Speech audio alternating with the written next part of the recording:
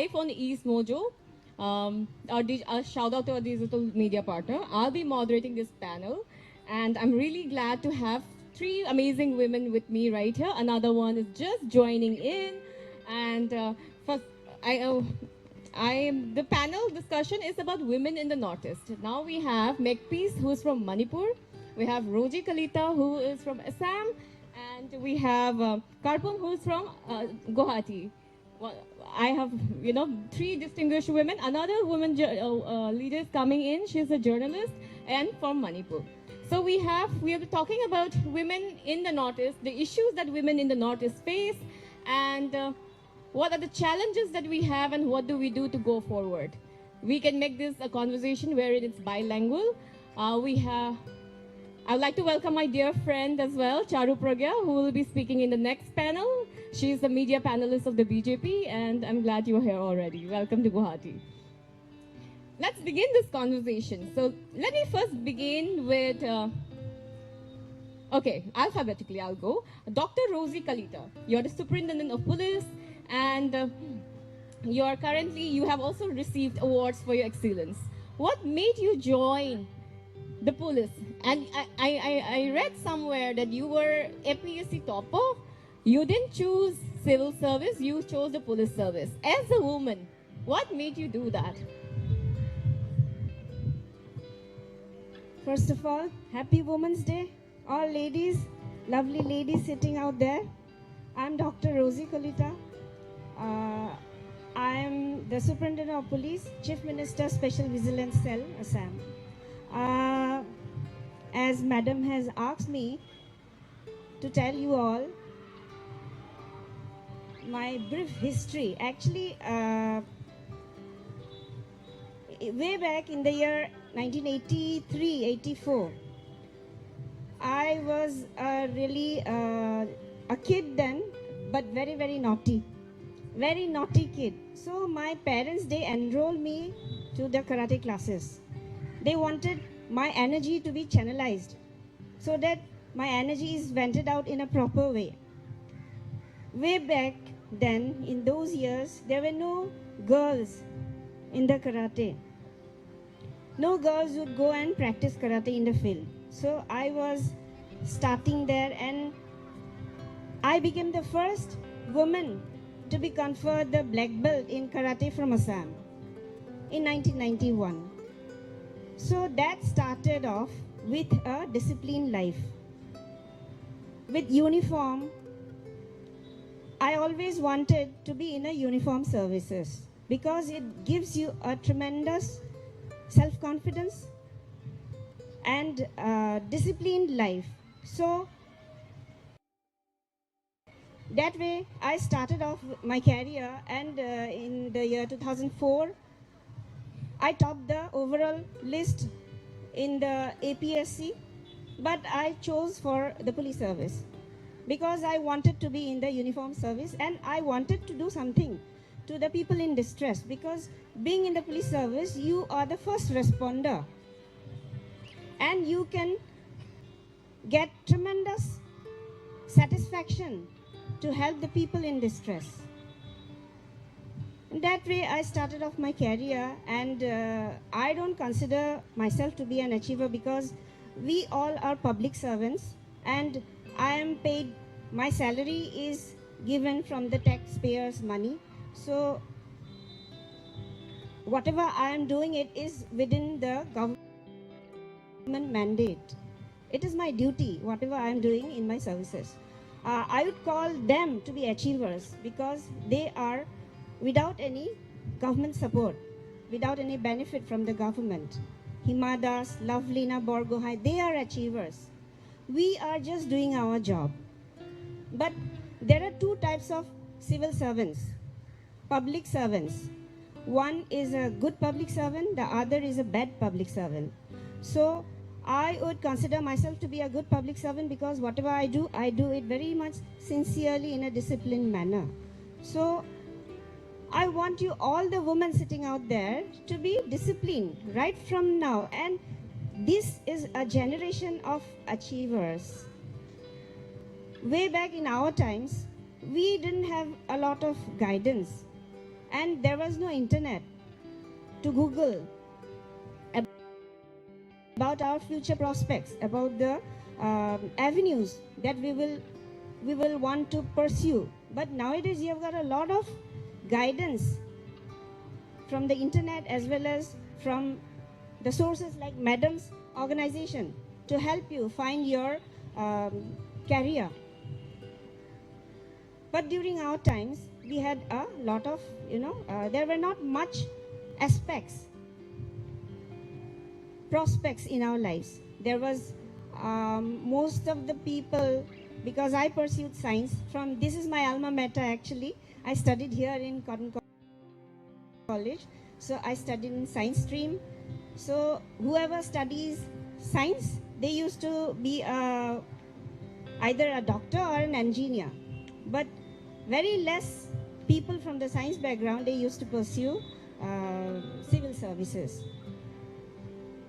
But once you consider yourself to be capable of handling things, you should start, your mindset. You should try to do something to the society, to give back something to the society which has given you so much in life. And being a woman, you should never ask for special privileges. I have never asked in my life for special privileges, and that's why probably the department, my police department, they had always chosen me for difficult jobs. They had sent me to all those difficult terrains. Whenever there are problems, I am being sent there. So I feel privileged that way. I'm not considered a woman or a lady officer. I'm considered as a officer, police officer. Thank you, ma'am. On that note, I feel that, asking for special privileges is, it's about equality at the end of the day. And for us to get there, we need some affirmative action. Absolutely. And I think we all agree on that.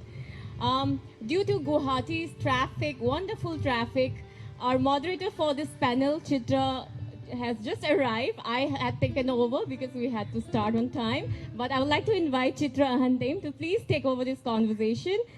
Thank you so much. Thank you, Angelica. So hopefully it should be Der Aaye Durust Aaye. Okay, just go in the middle. Since I have to moderate between the left and the right, I suppose. So I had to miss it out quite a bit, but this is quite an interesting panel to be on for the simple reason that we are going to talk about what it means to be a woman in Northeast India, and and I was just struck by this fact that in every discourse that you go, every sector that you are there.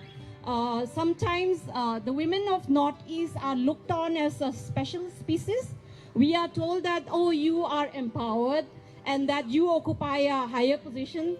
But if we really look internally, I'm sure that all of us here, not just the people not just this amazing women on the dais, but every one of you there who are here listening and who are watching us live, everyone, each woman, I think we have faced a lot of ingrained patriarchy. It's something that I think we all will identify with. So, and I think that's why having this conversation is important, that we also need to look at, how we have been stereotyped. That the women of Northeast India has been stereotyped. We are looked on as, this whole matriarchs. There is no matriarchy in India, or no matriarchy in most parts of the world today. There is a matrilineal system in Meghalaya, but if you look beyond the surface, even then, the power, the negotiation, the decisions, it happens in the name of the mama, the maternal uncle, who is a male, So if we look at the numbers, if we look at the crime rate, the national crime rate, Assam features there. It has got the highest crime rate against women. If you look at the number of representation, Manipur had just 2 MLAs out of 60 MLAs in the last assembly session. We don't know how it is going to be this time around. So, so I think that it's important that we talk about how do this, stereotypes get out. And I think to start with right away, I'll hand over this question. I'll lob the question to Makepeace, because you yourself are a journalist, and you would be seeing so many media narratives set by what is known as the mainland journalism, where they all come in and say, oh, women are, they are in a high position. But you yourself in your personal journey, and I believe that, for women, what is personal is the political. So let's look at it from both lenses, and we would love to hear about how your journey has been negotiating the spaces around being somebody from Northeast India, and then seeing this whole narrative set by outsiders, and then you also know that the reality is somewhere. So how has it been for you?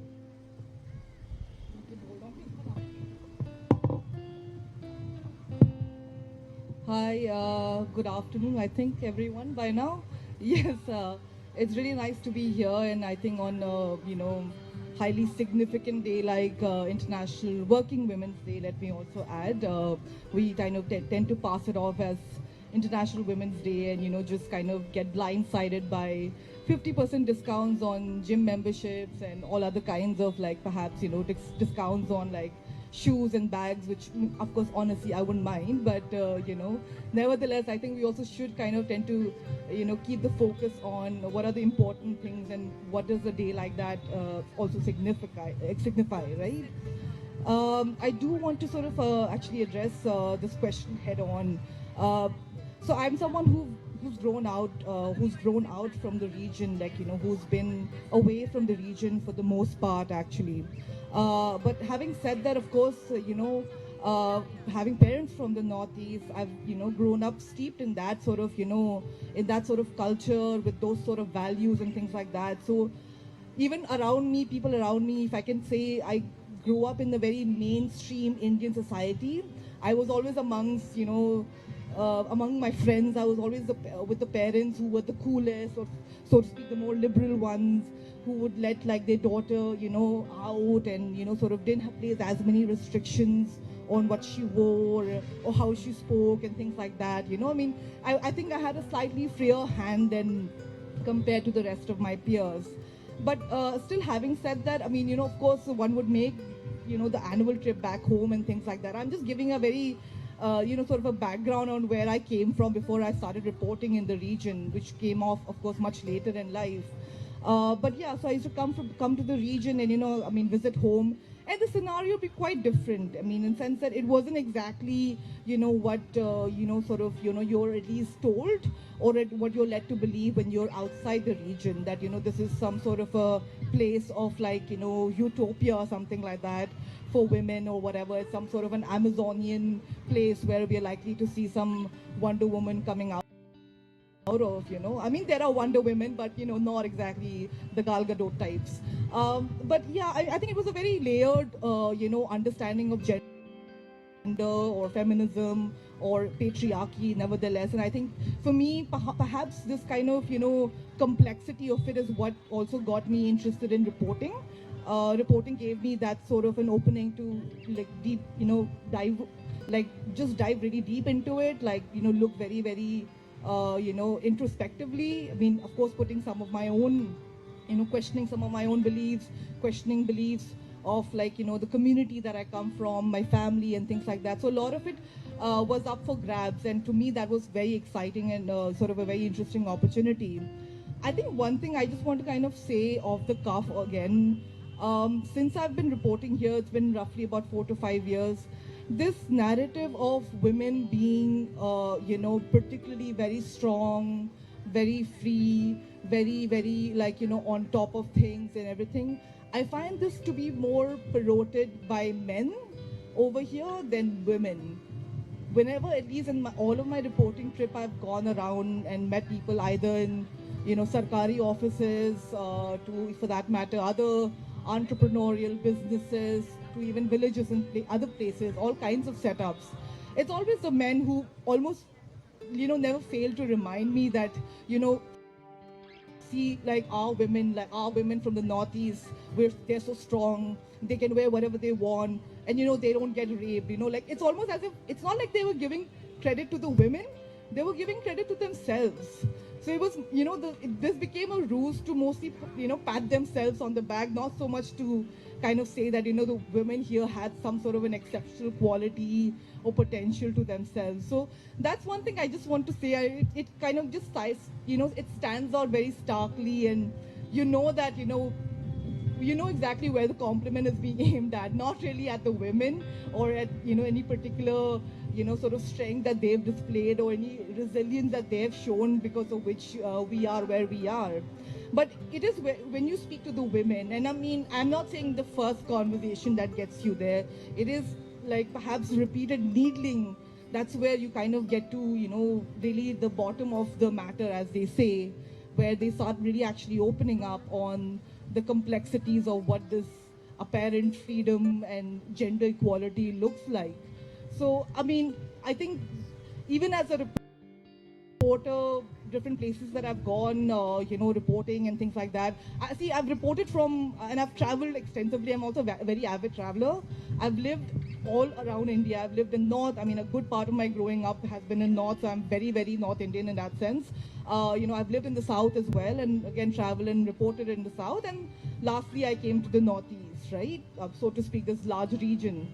So in all of these, amongst all these three regions, I mean, hands down, I would pick either the South or the Northeast to live in and to travel or work. Because, I mean, North India does not give you, I mean, sorry to say any apologies to any North Indians over here, but it does not give you that sense of liberty, and you do not have that sense of security moving around. And I mean, I think whenever I've gone reporting or researching in the North, it's always been with almost like a security detail or something like that. Like I need my own PSOs around me. And that is the kind of sense of comfort I feel if I were to go and work there. And partly that also stems from the way that I look like. I've never discounted that playing a factor, because I think just being a woman, and particularly being a woman with these looks, so to speak, it already leads to a lot of assumptions.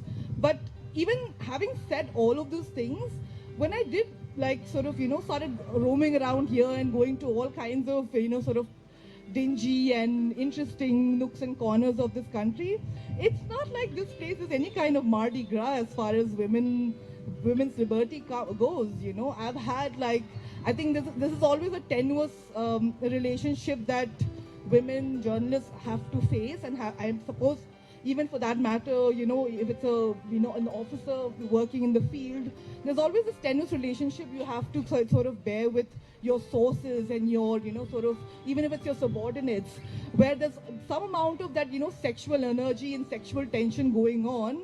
But, you also want to at the same time, maintain your position as someone who obviously needs to be given that respect without entirely offending XYZ person, because you need that to your you need them, you need them for some work of yours, or they're valuable, sort of resource or source in my case.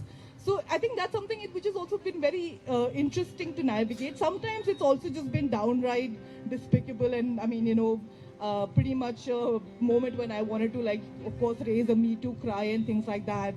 But I think what has been more interesting are those relationships and those kind of interactions which kind of hover around the Me Too boundary, And again, these would be men who would be say from maybe a more lower strata as far as caste or class or whatever else goes. So I think it's many of these realities are not so different in the Northeast. I just think that one has to look beyond, as Chitra said. Thank you.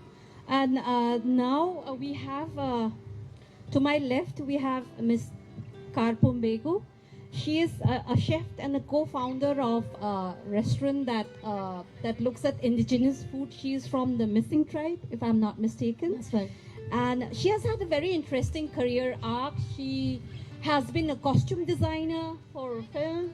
Yes. She was also looking into the food displays in a film. Yes, I did. And what's interesting about her is that, this whole entrepreneurship that you have taken on, but in the landscape of the Assam, identity. How was it for you as somebody who belongs to an indigenous community and as a woman?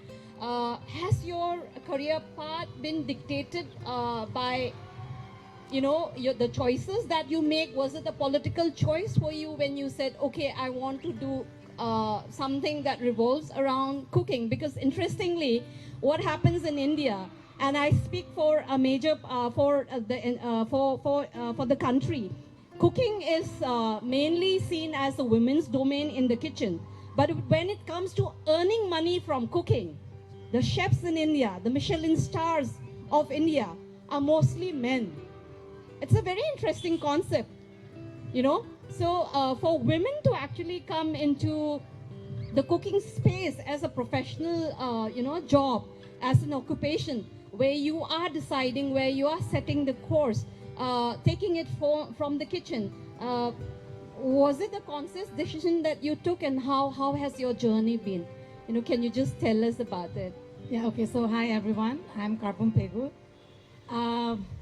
Answering your question, basically the cooking came in just like a passionate thing, something that you want to work hard for. That's what passion is, right? I mean, something you choose and that's what you work hard for. So that is what I wanted to do, just get into it. But yes, when you say like men use it as a profession and they earn money out of it, and the women was doing the same thing for a long time, but no one was paid, not a single woman was paid with any sort of remuneration, but probably just with love and the family and whatever goes on, right? So my idea was nothing political, nothing against the men or anything, but as and when I went into the business of cooking and dealing with the business myself of my restaurant, I realized that we have so much to cover. You have to stand out in your profession, be it cooking, be it in the police job, be it in journalism. You have to stand up. So I chose my field, and my field was cooking. It's not like a competition with the men, but obviously it's like I can do the same thing. I mean, I'm doing the same thing, I should be earning as well. So that was my agenda mainly, as in when time passed by.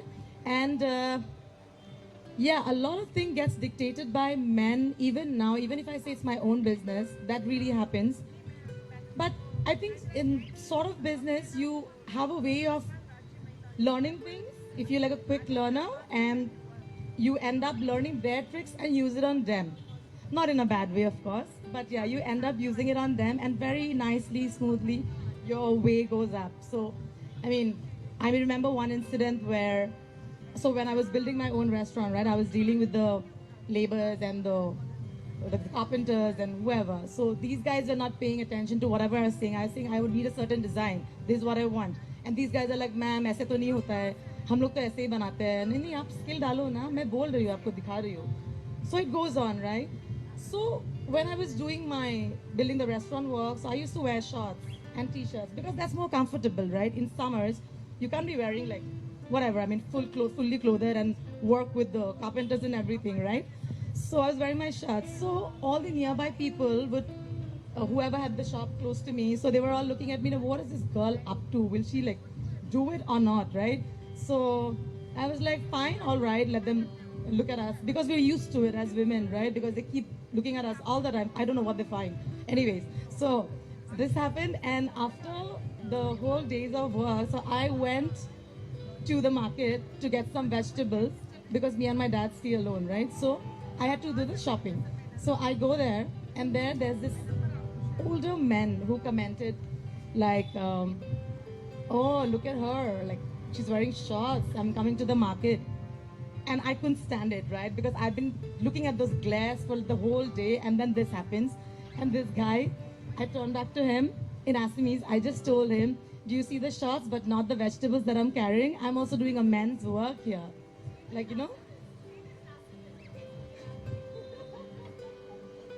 Yeah, I'll say it in Assamese. Wait, let me just, yeah. So when he asked me, when he like commented that I was wearing shorts, and look at her, like, oh, like Sasun, shorts, half pant pindiya, he said. Something like that, they said. And that's when I turned back to him, and I was like, Dada, half pant to he said, sobdi se bazar kori logo aso ghor karone dekha nai neki. So yeah, it went on like that, right? Yeah, that's it from my side. Like.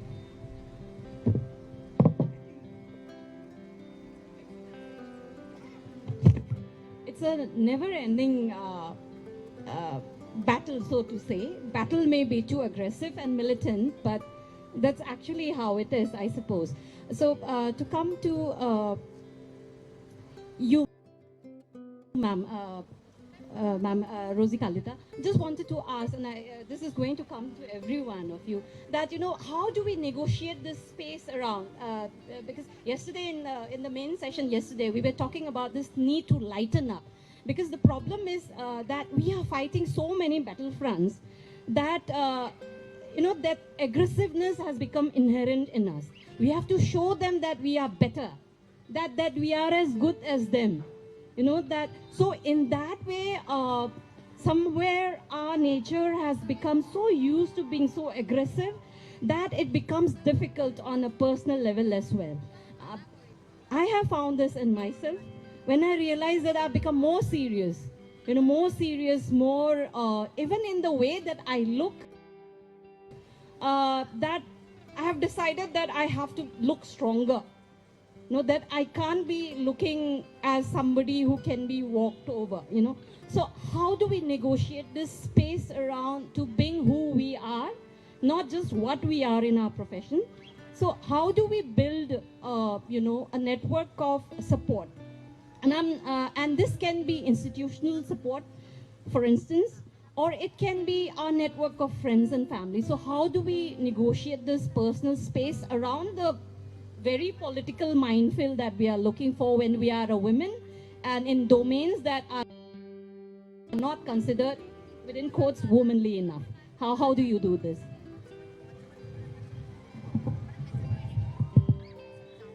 Look, charity begins at home. So you have to start it at home, with your family, with your friends.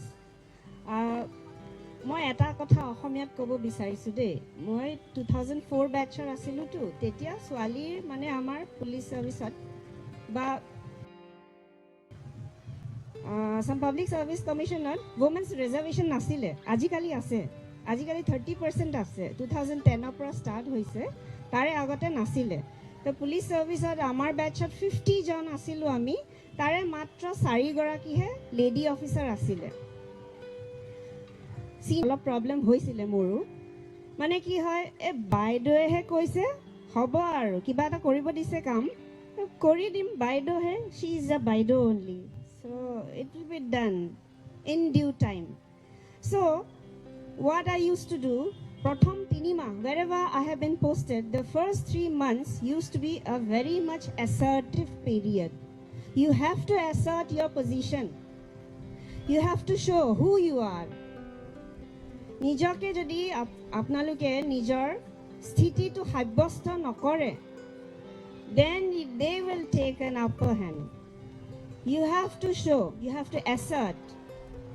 তাৰপিছত after 3 months you will see everything will fall in place.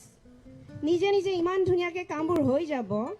And after that, secondly, assertive হ'ব লাগিব। Secondly, you have to be knowledgeable. Knowledge is power. মই অকল ফটা ঢোল বজাই থাকিলে নহ'ব যে আপুনি ৰাতি যাওক day operation, and I stay back at home. মই যদি ৰাতি কাউণ্টাৰ ইনচাৰ্জেঞ্চি অপাৰেশ্যনত যাব কৈছোঁ অচিজনক ৰাতি 1 বা 1:30 বজাত, আৰু মই যদি শুই থাকোঁ, that won't do. I have to lead from the front. মই আগত যাব লাগিব, আগত গৈ ক'ব লাগিব আপোনালোকো বলক, I have to take them with me. Leadership quality থাকিব লাগিব, নলেজ থাকিব লাগিব। When there is knowledge about law, about society, about the culture that you are living, তেতিয়া আপোনালোকে ধুনীয়াকৈ বুজাই ক'ব পাৰিব যে আপুনি এইটো কৰিলে ভুল হ'ব, এইটো কৰিলে শুদ্ধ হ'ব, এইটোহে কৰক, কৰক বুলি কৰিব পাৰিলে হয় নেকি বুলি ক'লে নহ'ব। You have to assert, you have to show that you know, you mean business. So that is how I used to work, and that is how I have been doing my job. So it's very easy actually. It's easy. Somehow I felt it easy in my last 18 years of services. That should be the work spirit. মানে ফূৰ্তিত ধেমালিকেও অকল গালি খপনি পাৰি পেলাই কাম কৰাব খুজিলে নহ'ব. You have to take them along with you. Isn't it, madam? I think you have had it lucky, and it's good that you have had the privilege. What about you, Makepeace? Has it been as easy going for you?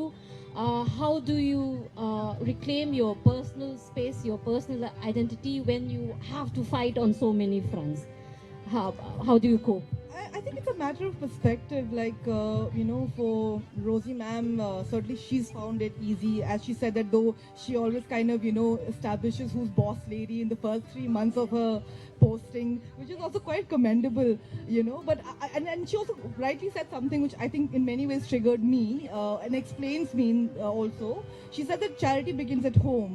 And that can't be more right because, I learned a lot of these things from my mom. And this assertion really started with perhaps my mom, the way she ran the house and her own relationship with my father, and the way she would assert herself in that relationship and in even co-parenting and things like that. So in fact, I would like to say, yes, perhaps I can blame her or I can say that I owe much of my assertion come aggression, to her rearing or the way that she conducted herself. But, I also want to say one thing. I feel like as it is, as women, aren't we enough under so much scrutiny and spotlight that, if you're being assertive, just be careful, don't come across as too aggressive, because there is this like magical, percentage or something or like right proportion or something of being assertive or, polite and things like that. I feel like a lot of this also comes from like internalizing and of course the centuries of victim blaming that has been going on already, because the fact of the matter is that Rosie Kalita shows up to a new place in Goalpara or Bongaigaon at a posting and she has to assert herself as a boss lady. A person, a Raju Kalita who could be half as competent and half as knowledgeable as her wouldn't have to do that, and he could just be lahe, sitting on the desk, but he'll still get that respect because it's a given, right? It's a man's world. So it's also this kind of victim blaming that we have internalized that, I have to kind of see myself as also, establish my boundaries, establish my position, at the same time come across as still approachable and nice, I think it's an unrealistic expectation to have from anyone, I think if nothing else, I don't have the solution, the magical solution as yet, but the only thing I imagine that we should be, fostering is this, at least to kind of discontinue this sort of gendered expectation. Like, why don't we ask men to smile more, but not in a creepy way, but, ask them to cool down and take a chill pill, why don't we do that? Like, turn the tables on them. So I don't want someone to ask me to do all these things, right? So, maybe I think we also need this conversation to get kind of, or this, not the conversation as much, but the question to turn on its head somewhere. I agree with you more, Makepeace. Charity begins at home, but patriarchy also begins at home, unfortunately, because we may have, only a few of us would have the privilege of parents who are liberal and who would encourage us to the lengths that we get to. I think all four of us who are on this panel, who are here on this platform, would be here partly because of the privilege of education, because of the language that we speak, because of the opportunities that we have got. But if we look at the majority of women, if we look at the young women today in the crowd here who are listening to us, the many young women who would be, tuning into life, they would be fighting so many levels of patriarchy, So what is it, that keeps you going, and what is it that you think that you need to say to younger people so that they can hold on to their dreams? Because it can be tough, when you are starting out in a domain that is not considered, to be applicable for women or for young girls. You start to question yourself, and you start with knowing nothing about it. I remember when I wanted to study journalism after my 12th, nobody in my family had done it, and this was at a time, this was in 1994-95. I am that old, by the way. So So when I was in my 11th and 12th, when I wanted to study journalism, my parents didn't know what a journalist meant. They just knew what is a newspaper. And they knew that men were associated with it. They didn't know कि journalism study करने के लिए कहाँ जाना है. Because only my uncle, who is a doctor, was the first person to go out of Manipur and study his medicine.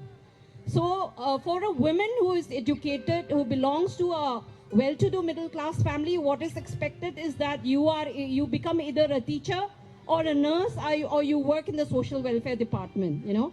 So, so how do you, what do you have to say to young people who would be thinking about breaking boundaries and looking at career options or, you know, thought lines that are deemed not appropriate for women? What do you have to say? So for anyone in any field, what I have learned it all by myself, I didn't have anyone telling me this, is don't let anyone tell you or teach you anything that they haven't done themselves, right? So if the man is the boss of the house, but he's never gone into the kitchen ever in his life, don't let him tell you that namak kam ho gaya. Like, you know, for example. So in your field, whatever you choose, listen to a person who's done it before you, right? Not from a person who has never done it. This is one and only thing that I've followed, and I have replied back to people like that, probably a little rude, but you know what? It's all right. I mean, they got their lesson, which they should have gotten a long time back. So yeah, more or less that, you know, very like crisp and to the point, yeah. Okay. Do we have any questions for anybody on the panel from the audience? A quick round of questions? Or everybody is happy and all enlightened by all the wisdom that we have been spouting from here? We're all enlightened. So that's it. So thank you so much. It's been wonderful to have you share your experiences. Very short, unfortunately, because of the time and the circumstances, but so grateful. Thank you, FEM Foundation, for making this possible. It's lovely that we have, to my right, I have a police officer, a journalist myself, and then we have an entrepreneur, a young person who is making waves in the cooking industry. So, and I hope that it inspires the young people, the many young people who are tuning in today. Here's more power to you. And every day is the Women's Day. Every day is for us. We have to make it happen. Every day is for us. Do not get seduced by all this pink glimmer and this whole photographs happening on Instagram and Twitter and all these advertisements, all the advertisements that you must be getting from Swiggy and Zomato and God knows what. Don't get sucked into that. Stand for yourself. Yeah, more power. Thank you.